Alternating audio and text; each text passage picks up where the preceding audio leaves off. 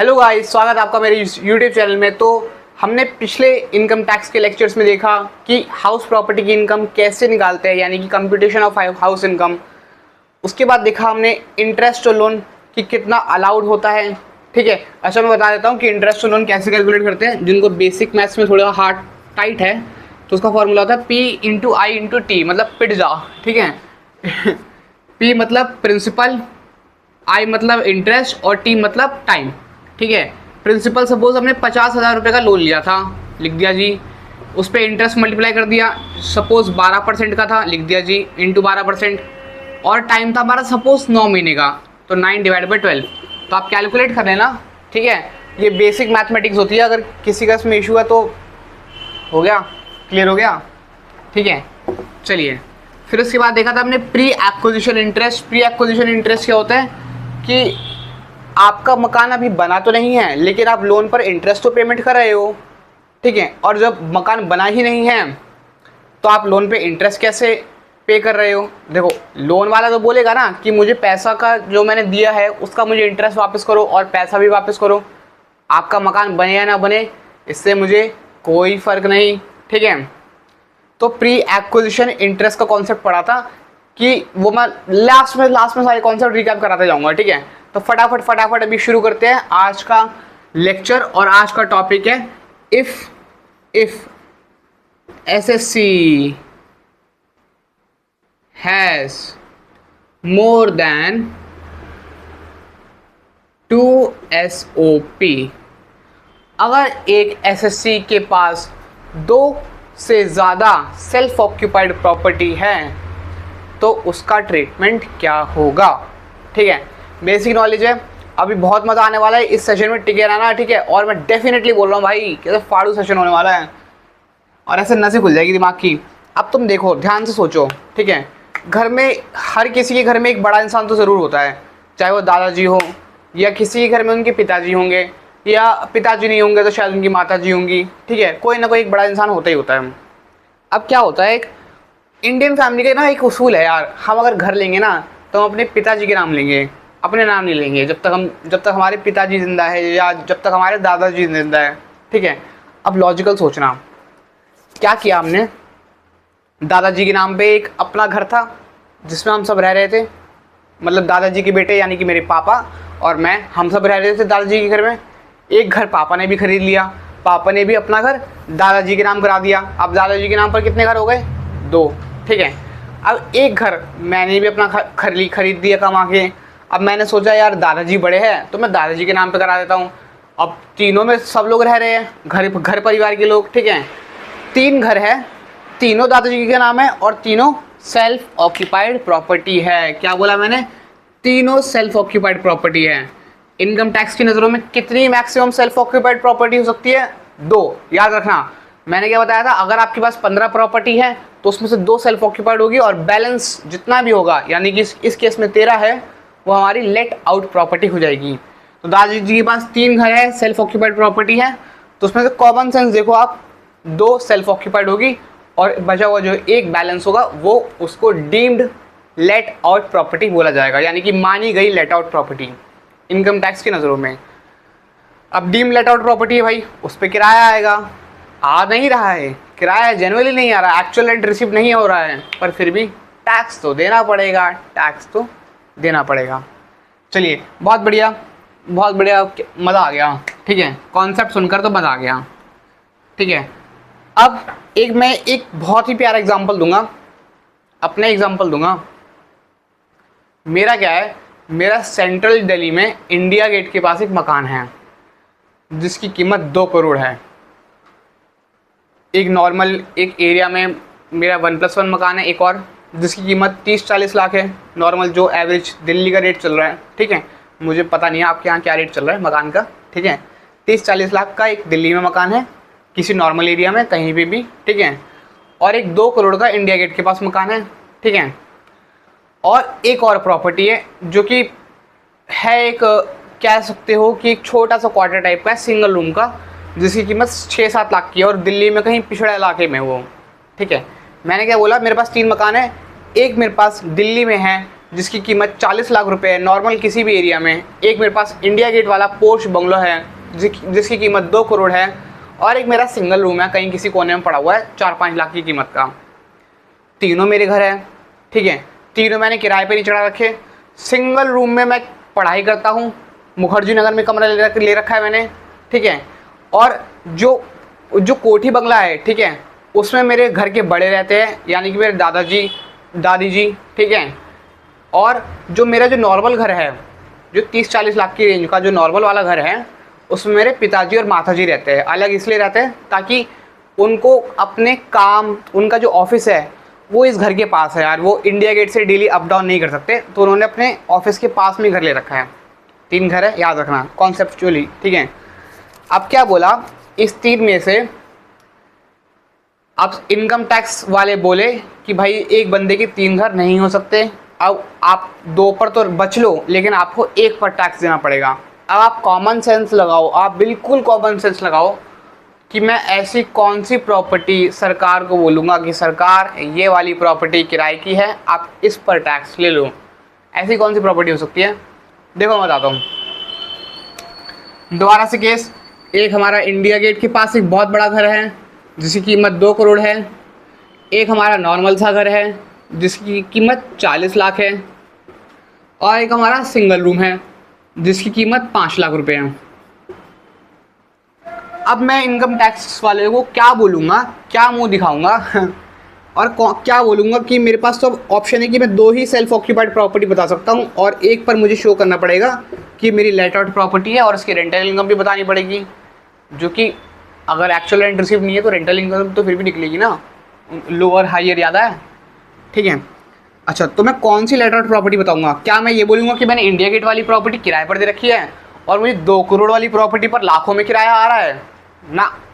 क्या मैं ये बोलूँगा कि 40 लाख वाली प्रॉपर्टी मैंने किराए पर दे रखी है और इसका मुझे 10 से 20 हज़ार किराए पर आ रहा है ना?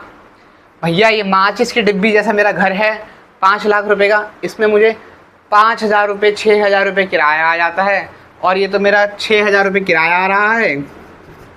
पर चलो 5 ले लो भैया, 5,000 रुपये किराया आ रहा है, 12 महीने का 60,000 किराया है। अब इसमें क्या ही टैक्स दूँ आपको 60,000 रुपये में, ठीक है।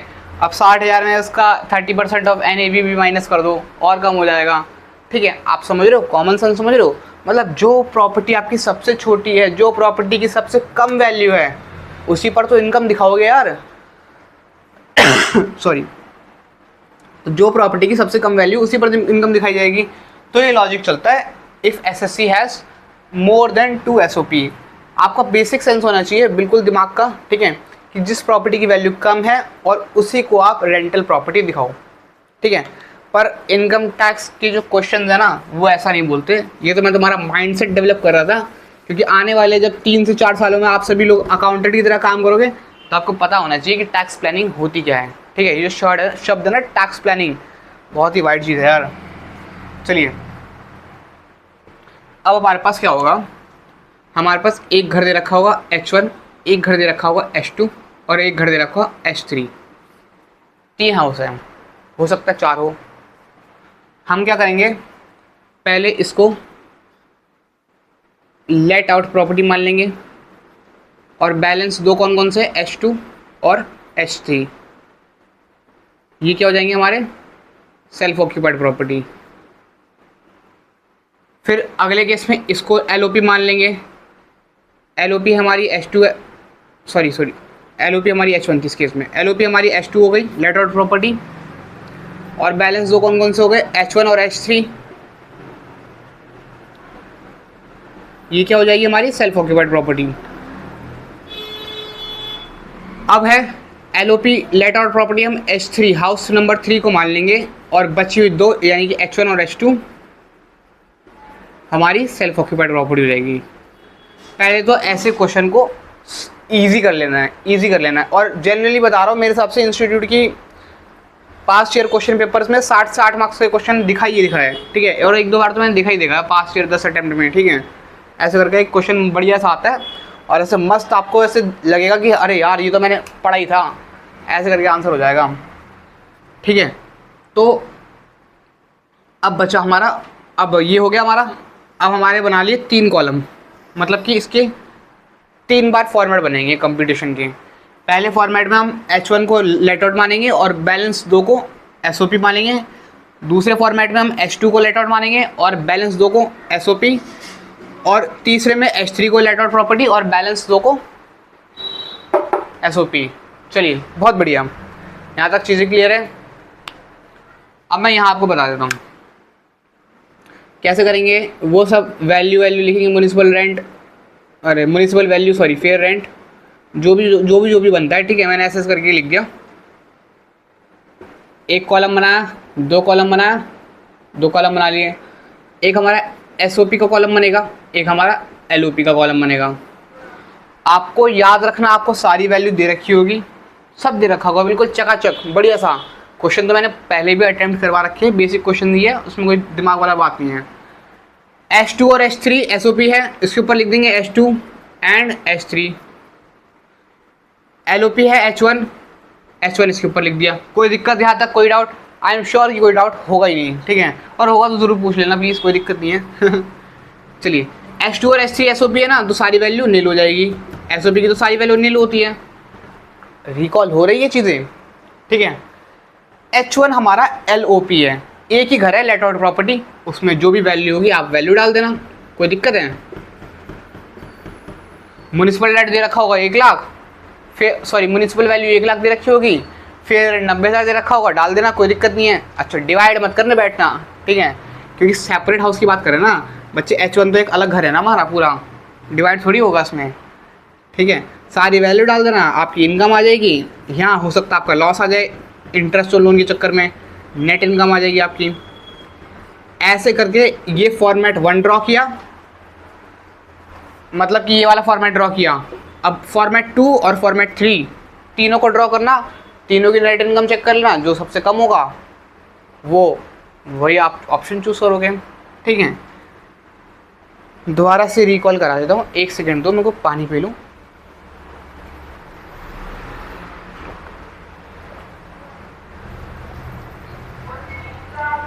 मैंने क्या कहा मैंने ये कहा कि इस क्वेश्चन को अटेंड करने से पहले आप पहले बाइफर्केशन करेंगे। एक घर को LOP मानेंगे और बैलेंस 2 को SOP मानेंगे, ठीक है। और ऐसा ही आप सबके साथ करेंगे। स्टेप 1। स्टेप 2, फॉर्मेट बनाया, ठीक है। जितने बाइफर्केशन होंगे 3 बार हुआ यहाँ पे, और 3 फॉर्मेट बनेंगे, ठीक है। 3 फॉर्मेट में आप क्या लिखोगे? सारे घरों को SOP मान लो, 2 को, और जो बचा हुआ 3 है उसको LOP मान लो। उसकी बेसिक कंपटीशन निकालो। सपोज यहाँ पर आया 50,000 इनकम है और यहाँ आया 5,000 का लॉस, तो नेट इनकम कितनी होगी? 45,000 हो गई। आपस में सेट ऑफ करके ये आ गया पहले मेथड से 45,000। अब आप इस मेथड से चेक करोगे, हो सकता है आपका 38,000 आ जाए नेट इनकम, और इस मेथड से चेक करोगे, हो सकता है आपका 42,000 आ जाए। एग्जाम्पल दे रहा हूँ, ठीक है। तो आप देखोगे सबसे कम कौन सा है? ये 38,000, 38,000। तो सरकार हमारी यही इनकम है 38,000 पे, बस इतना ही कमाते हैं हम, बस सिंपल, कुछ नहीं है बता रहा हूँ ना, हाउस प्रॉपर्टी जेन्युइनली कुछ नहीं है। अच्छा, प्रॉमिस करो ये लेक्चर देखने के बाद इसका क्वेश्चन मॉड्यूल में ज़रूर देखोगे प्लीज़, ठीक है। बहुत मज़ा आएगा। और कोई दिक्कत होगी तो मुझे बता देना, दोबारा वीडियो दोबारा बना के क्वेश्चन भी सॉल्व करवा दूंगा उसमें। चलो ठीक है, मैं इसको रैप कर रहा हूँ। कॉपी और किताबों में नहीं कॉपी में ज़रूर लिख लेना ऊपर हेडलाइन में कि CA इंटर नवंबर 2023। मेरी तरह, जैसे कि मैंने अपने एम को अपने सामने लिखा है कि मेरे बैच का ये एम है, आप भी लिख लेना, याद रहे कि आपको यही पेपर देना है, अगला पेपर नहीं देना। चलिए, अब आता है इनकम टैक्स का सेक्शन नंबर 27, यानी कि डीम्ड ओनर। अरे यार, ये ना बड़ा इंटरेस्टिंग सेक्शन है, और मैं बता रहा हूँ इसके क्वेश्चन वैसे तो नहीं आते, पर ये MCQ में आ जाता है। 2 से 3 मार्क्स तो ले ही जाता है कभी कभी MCQ के। बड़ा इंटरेस्टिंग है, ठीक है। अगर आप उसमें हो, BCom वगैरह में कर रहे हो, तो भाई पूरा क्वेश्चन आएगा तो 4 मार्क्स का। ठीक है, चलिए ध्यान देना इस बात को। डीम्ड ओनर, शब्दों पे गौर करते हैं। डीम्ड मतलब मान लिया गया है उस बंदे को, ओनर मतलब ओनर मान लिया गया है, ठीक है। ये जो भाई साहब चलते चलते आ रहे हैं सीधा सीधा, ठीक है, इन्हीं को हमने ओनर मान लिया है। और अगर इनको हमने ओनर मान लिया है तो टैक्स कौन देगा? ओनर, ठीक है ना। ओनर मान लिया तो टैक्स भी ओनर ही देगा। तो हमको ये चेक करना है कि जो बंदा है ये मालिक है या नहीं है। टू डिटरमाइन द मालिक ऑफ अ हाउस, हमको ये चेक करना पड़ता है कि उसके नाम के घर के पेपर है या नहीं। Simple logic. पर ऐसा हो सकता है कि उसके नाम के पेपर ना हो और फिर भी वो मालिक हो, उसको बोलते हैं डीम्ड ओनर। अरे सर ये क्या बता दिया आपने, दिमाग ही घूम गया मेरा तो। हो सकता है आपका दिमाग घूम जाए, पर आने वाले कुछ 10 मिनट में आपको ये शब्द लॉजिकल लगने लगेंगे। कैसे? आप इधर गौर फरमाइए। अगर आप एक पति हैं और आपके पास एक घर है, आपने शादी करी, आह क्या घाघरा बनाया मैंने, ठीक है, आपने कर ली शादी और आपकी प्रिय महोदया ने बोला कि सुनिए ना, ये जो घर है ना ये हमारे नाम कर दीजिए, ठीक है। आपने कहा कि चलो कर दिया, आपने ये घर ट्रांसफ़र कर दिया। क्या आप अपनी बीवी को ये बोल पाए कि इस घर की कीमत 50 लाख रुपए है और मुझे 50 लाख रुपए दो? The answer is no. आप बोल ही नहीं पाए। एक आदमी कभी ऐसा दर्द नहीं बोल सकता अपनी बीवी को। तो 50 लाख रुपए का घर आपने विदाउट एनी कंसिडरेशन, गौर फरमाओ मेरे वर्ड पे,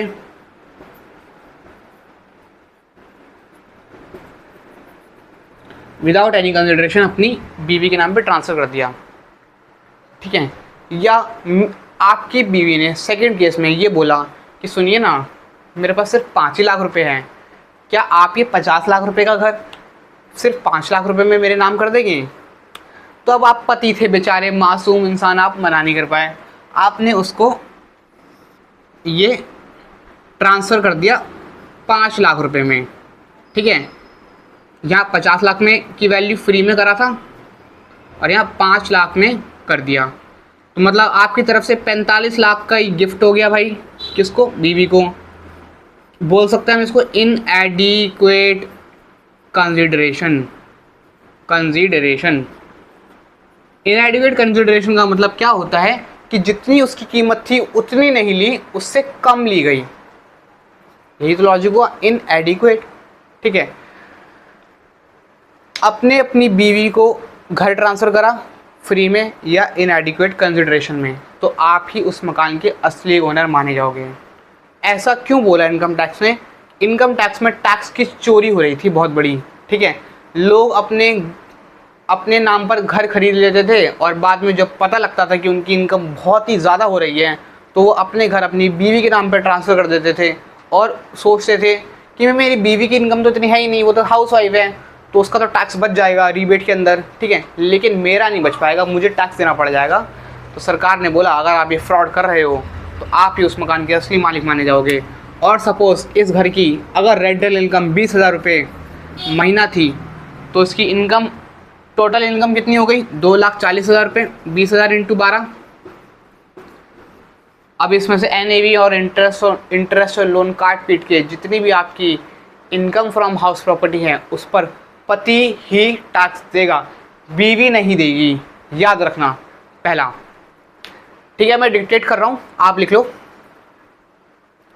if a husband transfer his property to his wife without any consideration or inadequate consideration, then the husband is treated as the real owner of the house and the income from the house property of that house should be taxable in the hands of husband। ठीक है जी। ये चित्र कलाकारी आपको बनानी हो बाद में याद आने के लिए कि ऐसा हो सकता है कि फटाफट रिवीजन करते करते चित्र देखा और याद आ गया, सुंदर सा लग रहा, तो बना लो। अगला टॉपिक हमारा है ठीक है।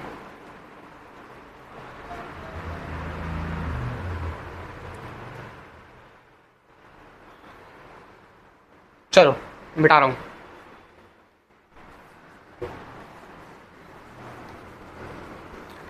अब इसी केस के दो एक्सेप्शन होते हैं, ठीक है।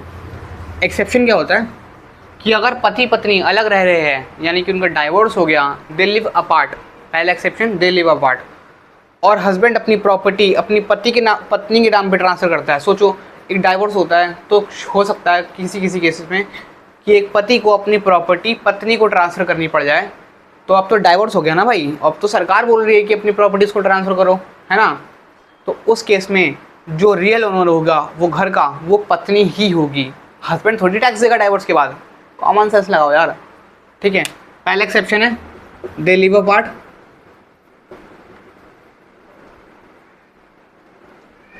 और दूसरा सेक्शन है ट्रांसफर टू माइनर मैरिड। बच्चे क्वेश्चन यहीं से आता है, transfer to minor married daughter से। इसका मतलब क्या हुआ, अगर आप अपनी minor Rajasthan minor married daughter को प्रॉपर्टी ट्रांसफ़र करोगे तो माइनर मैरिड डॉटर ही उस घर की असली मालिक कहलाएगी, माइनर मैरिड डॉटर ही उस घर की असली मालिक कहलाएगी। ये बहुत ही अलग से एक्सेप्शन है इनकम टैक्स एक्ट का, पर जो है सो है, हम क्या करें, ठीक है। क्वेश्चन यहीं से बनेगा, सवाल जवाब मुझे पता है आपके मन में बहुत आ रहे होंगे। अगर बेटे को ट्रांसफ़र कर दिया इनकम, तो ये जो हाउस होगा ये पिता के नाम पर टैक्सेबल होगा या बेटा टैक्स देगा इस पर, मुझे पता है बहुत क्वेश्चन आ रहे होंगे। देखेंगे सबको देखेंगे। सेक्शन 27 का पहला केस खत्म हो गया। सेक्शन 27 डीम्ड ओनर का दूसरा केस है होल्डर, अरे लिखो मत, बाद में बताऊंगा टाइटल क्या है। एक कहानी शुरू करते हैं, एक सेकंड जल पी लूं।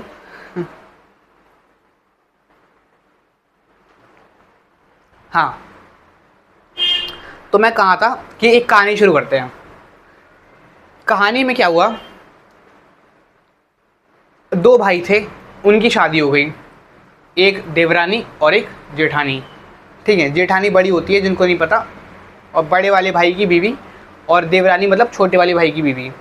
तो देवरानी जेठानी में ऊपर नीचे रहते थे, दो ही फ्लोर थे, एक ऊपर था और एक नीचे था। अब क्या करती थी, जेठानी जी ऊपर रहती थी ताकि उनका जो घर था ना, उनसे ना छत पास में थी, छत पे चली जाती थी, कभी भी कपड़े सुखा लेती थी। अब देवरानी जी को नीचे वाला कमरा दे रखा था, और देवरानी जी को आलस भी आता था कि यार छत पे कौन जाए यार, इतना चढ़ कर इतनी उम्र में, ठीक है। तो क्या करा, एक दिन ना देवरानी जी को ना अपने प्रिय पतिदेव के कपड़े सुखाने थे, बहुत इंपॉर्टेंट था क्योंकि पति को मीटिंग में जाना था और कपड़े जल्दी सूखने थे।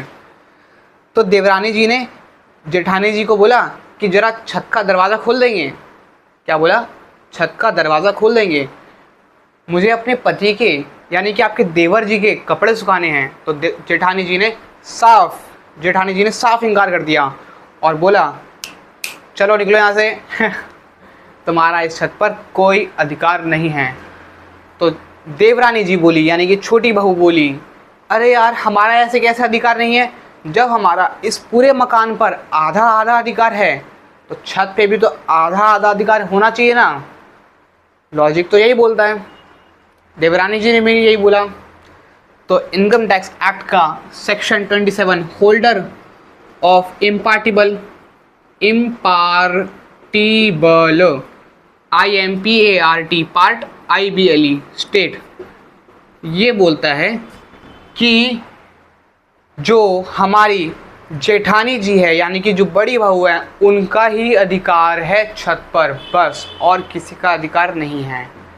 चाहे देखो, अगर मकान के पेपर में लिखा होता कि दोनों बहुओं का आधा आधा अधिकार है तो अच्छी बात थी, लेकिन छत के बारे में कोई इन्फॉर्मेशन दे ही नहीं रखी। क्या बोला मैंने, छत के बारे में कोई इन्फॉर्मेशन अवेलेबल नहीं है। तो जो ये देखो, ये मैंने घर बना दिया, ये नीचे हमारी देवरानी रहती है और ऊपर हमारी जेठानी रहती है। जेठानी के ऊपर छत है, तो जेठानी क्या हुई, हमारी होल्डर हुई किसकी, इम्पार्टिबल, जिसको अलग ना करा जा सके उस ज़मीन की होल्डर हुई। भाई देवरानी जी तो अलग है ना भाई छत से, छत थोड़ी यहाँ पे, तो जेठानी जी टच में है छत के, तो यही रियल ओनर मानी जाएगी छत की। बस सिंपल सॉर्टेड, खत्म, इतना ही था। Holder of impartible estate is the deemed owner of the property as per the section 27 of income tax act. बस इतना ही है, लिख लेना लिखना हो तो। वैसे इसमें तो क्वेश्चन बना नहीं आज तक कभी, लेकिन हो सकता है 1 मार्क्स में आ जाए कभी कभी एमसीक्यू में, उससे ऊपर नहीं बनेगा ये।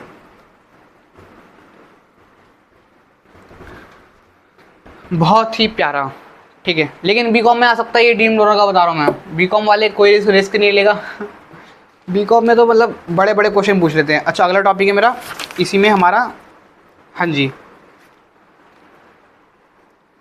अब थर्ड, सेक्शन 27 का थर्ड केस, 4-5 केस ही है, ज़्यादा नहीं है। सेक्शन 27 का थर्ड केस है हमारा, ओनर, सॉरी मेंबर्स है, members of cooperative society are owners. क्या बोला मैंने, जो कोऑपरेटिव सोसाइटी के मेंबर होते हैं वो ओनर होते हैं, यही लिखा हुआ है इस लाइन में। अब कोऑपरेटिव सोसाइटी होती क्या है, क्या होती है भाई कोऑपरेटिव सोसाइटी, बताओ।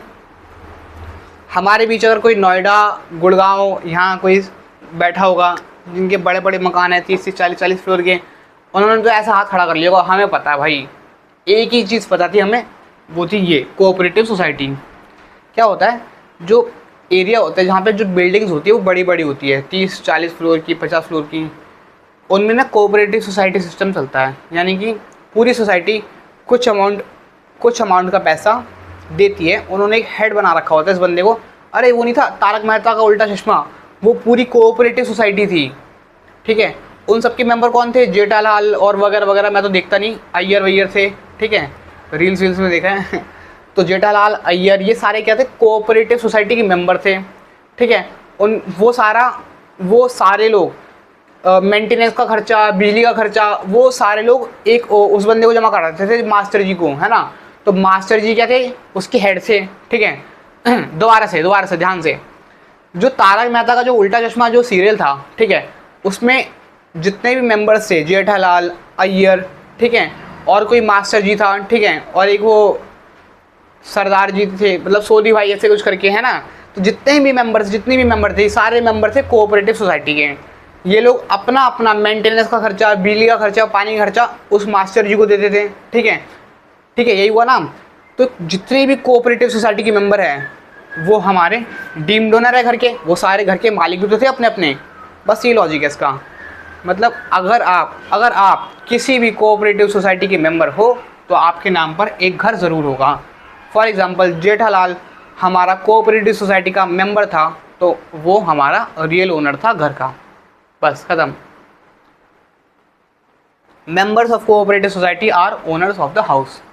क्वेश्चन कभी बनानी है इसके ऊपर भी, पर ICAI का कोई भरोसा नहीं।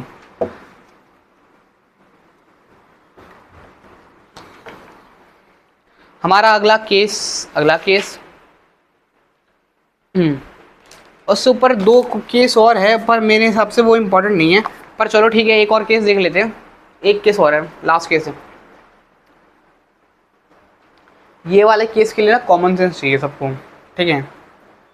क्या बोला, बहुत मज़ा आने वाला है इस केस में। मैं एक बंदा हूँ, ठीक है, और मैंने अपना घर किसी और के नाम पर ट्रांसफ़र कर दिया। करा नहीं है, मतलब बोल रहा हूँ कि कर दूंगा यार, कर दूंगा, ठीक है। अब कॉन्ट्रैक्ट आधा हो गया है मेरा, आधा कॉन्ट्रैक्ट मेरा हो गया है, बस सुन लेना, लिखना मत, उसको ज़्यादा इंपॉर्टेंट नहीं है, लिखना हो तो लिख लेना अपने मन से बनाकर। आधा मेरा कॉन्ट्रैक्ट हो गया है और वो बंदा पोजेस कर चुका है, घर पे रहने आ चुका है ना। मैंने उसको इजाज़त दे दी कि तू घर में रह सकता है। कॉन्ट्रैक्ट आधा हो गया, उसने कुछ मुझे टोकन मनी शायद दे दिया होगा या नहीं भी दिया होगा, उससे कोई फ़र्क नहीं पड़ता। वो बंदा मेरे घर में पोजेस कर चुका है, रहने आ चुका है। कॉन्ट्रैक्ट हो रहा था, वो बंदा मेरे घर में रहने आ चुका है, तो वही बंदा डीम्ड डोनर माना जाएगा उस घर का। ठीक है, क्यों? क्योंकि भाई उसी के नाम का तो कॉन्ट्रैक्ट हो रहा था यार, आज नहीं तो कल उसके नाम पे घर चढ़ने वाला है। अगर उस घर से रिलेटेड कोई भी सिचुएशन होगी या टैक्सेबल अमाउंट होगा तो भाई वही टैक्स देगा यार, मैं थोड़ी टैक्स दूंगा। Common sense. फिर भी लिखवा देता हूँ, लिख लो, मैं डिक्टेट कर देता हूँ। In case of immovable property possession is acquired but title is not acquired. Possession मिल गया है पर टाइटल नहीं मिला है। And performance of contract is in part. जो कॉन्ट्रैक्ट की परफॉर्मेंस है वो पार्ट में है, यानी कि अभी पूरी नहीं हुई है, पार्ट में है, प्रोसीजर में है। Then it is treated as deemed owner. जो भी पर्सन होगा, जो परचेजिंग पर्सन होगा वही डीम्ड ओनर माना जाएगा। ठीक है, बस इसी के साथ साथ हमारा डीम्ड ओनर के सेक्शन को हम एक अलविदा बोलेंगे प्यारा सा। ठीक है जी, बाय बाय। मिलेंगे। अब हम मिलेंगे अगले जन्म में, जब हम सीए कर रहे होंगे दोबारा से या बीकॉम कर रहे होंगे। चलिए, दोबारा नहीं मिलना, मैं बता रहा हूँ। इस सेक्शन 27 को 6 महीने बाद दोबारा मत देखना, ऐसे पढ़ना। ठीक है, चलिए, अब क्या चाहिए आप सभी को? अब मैं आपको रिवीजन करा देता हूँ, क्विक रिवीजन। ठीक है, तो हमने देखा कंप्यूटेशन ऑफ इनकम कैसे निकालते हैं सबसे पहले। उसके बाद क्या बोला मैंने? अच्छा, ऐसा करता हूँ, मैं इसकी एक अलग वीडियो बना दूँ क्या? मैं एक टाइम चेक करता हूँ।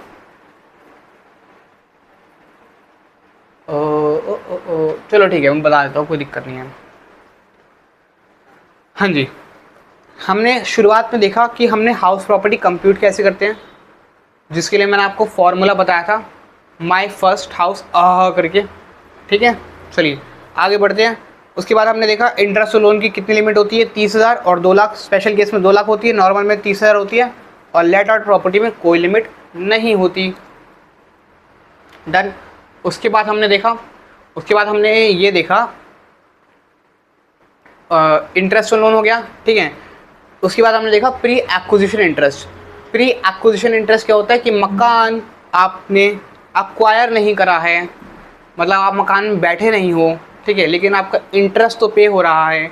उस इंटरेस्ट की पेमेंट को टोटल करके उसके 5 हिस्सों में बांटेंगे और एक हिस्सा हम उसमें रिडीम करने लगेंगे अपनी इनकम फ्रॉम हाउस प्रॉपर्टी में, जिस साल से हमारी इनकम आनी शुरू होगी। डन। उसके बाद देखा हमने partly let out property area wise, time wise. Partly अपनी प्रॉपर्टी को लेट आउट कर रहे हैं, कभी टाइम के लिए, कुछ थोड़े टाइम के लिए, और थोड़े एरिया को लेट आउट करा है। ठीक है, 2 केसेस से दोबारा से बता देता हूँ। हमने देखा partly let out property area wise और टाइम वाइज। टाइम वाइज में हमने क्या देखा कि अगर आपकी प्रॉपर्टी एक भी दिन के लिए लेट आउट है तो पूरे साल के लिए लेट आउट मानी जाएगी। और partly let out property area wise में हमने क्या देखा कि जितना एरिया आपने लेट आउट करा है उतने एरिया की आप म्युनिसिपल वैल्यू, फेयर रेंट वगैरह वगैरह लिखकर, किराया लिखकर आप टोटल कंप्यूटेशन निकाल दो।